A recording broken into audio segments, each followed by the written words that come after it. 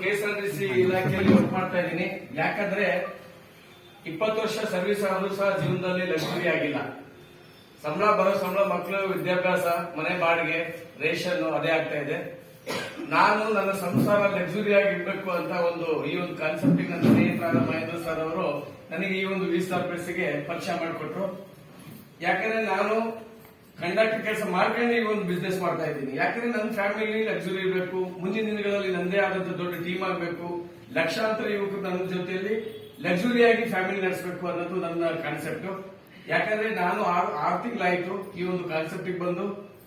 ನಾನೀಗ ಒಂದು 3,12,000 ರೂಪಾಯಿ ಇನ್ಕಮ್ ತಗೊಂಡಿದ್ದೀನಿ.